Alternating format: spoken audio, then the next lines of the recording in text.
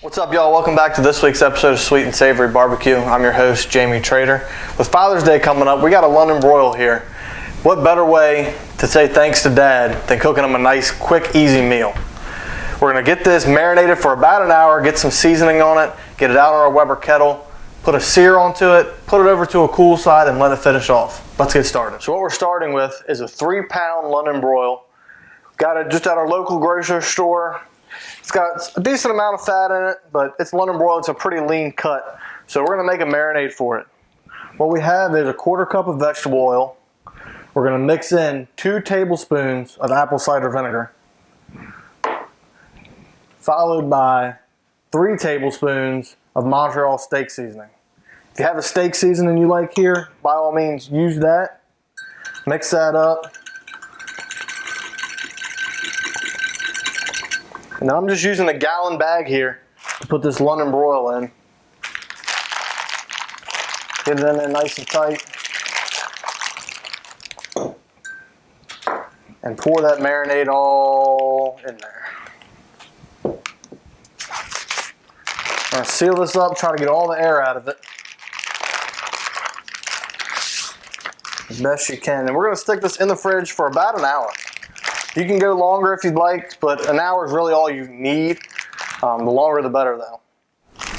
So we've got our London Broil out of the marinade. We didn't rinse it off or anything, just pulled it straight out of the bag. We're going to take a jacquard to it just to help tender it up just a little bit. Just go throughout it. We're not trying to flatten it. Just let our seasonings penetrate and help get it a little more tender since it is a pretty lean cut. Flip it over. Do the same thing to the other side.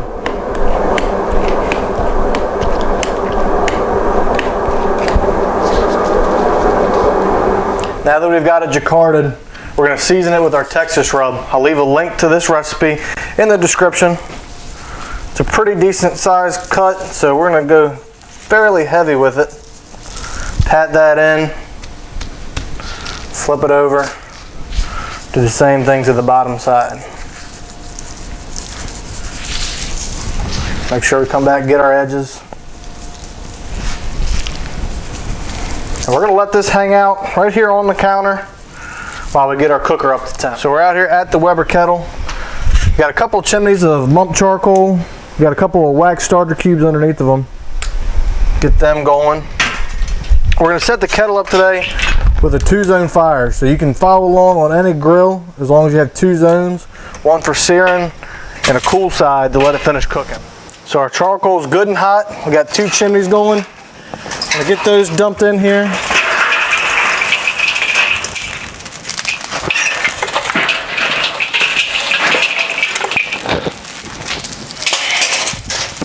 We got them separated by a pan. That way we can keep our warm side and our cool side apart. Got a couple of chunks of pecan wood, goes really great with beef. Get our grate in place. Followed by our GrillGrates. Get those good and hot. And we're going to run this kettle all the way up, as hot as it'll go, so we can sear this London Broil.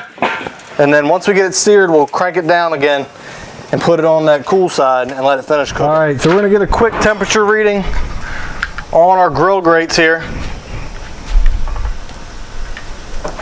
You can see they're reading over 600 degrees. Going between 650 and 660, that's perfect. We're gonna come on here, get this London Broil right on our GrillGrates. We're gonna get those grill marks on there and then move it over to the cool side. Set a timer for 2 minutes and then we'll give it a twist. All right, our timer's going on for the first 2 minutes. Let's stop that, come in here. Give this a twist.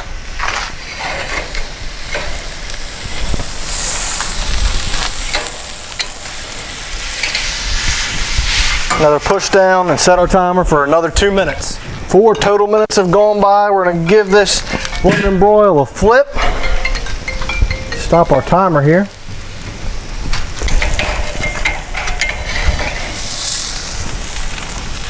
Look at those grill marks. That's what you get with the GrillGrates. All right, another 2 minutes. So we're gonna get our last 2 minutes going here. Give it a twist. Final 2 minutes, we're gonna move over to the cool side. All right, last 2 minutes is up. We're gonna move it to the cool side, get a probe in it. Set it right there over our pan.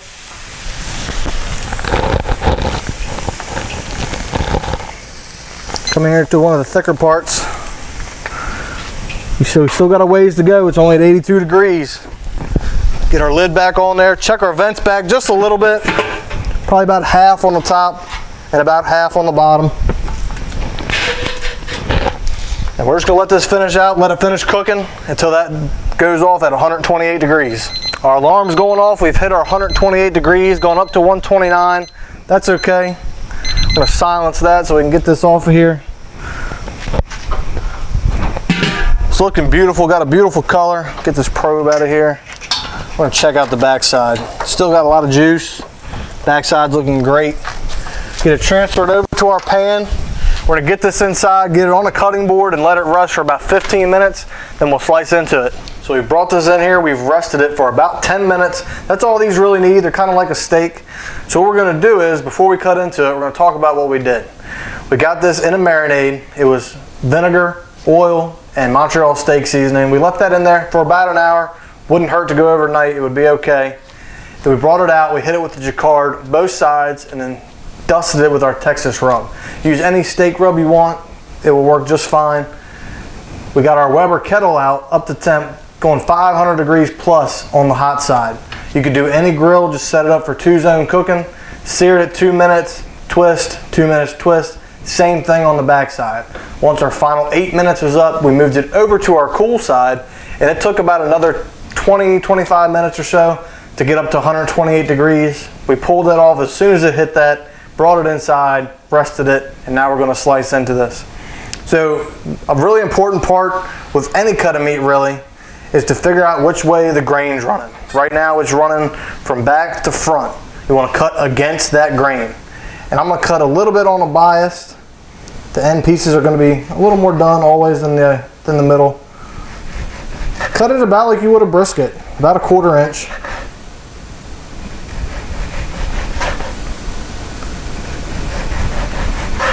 Knife sliding through there just like butter.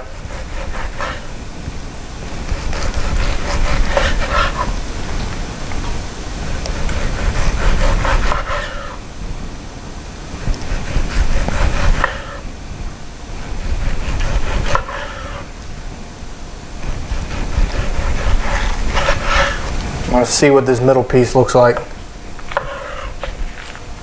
That's perfect. It's a perfect medium to medium rare. Again, if you have guests that like it a little more done, that's what these end pieces are for. Finish getting this sliced up. All right, so we got it all sliced up now, and I can't wait any longer. We're gonna try a piece right here out of the middle. Still perfectly tender. Get us a bite. I'm gonna actually dip it in some of this juice.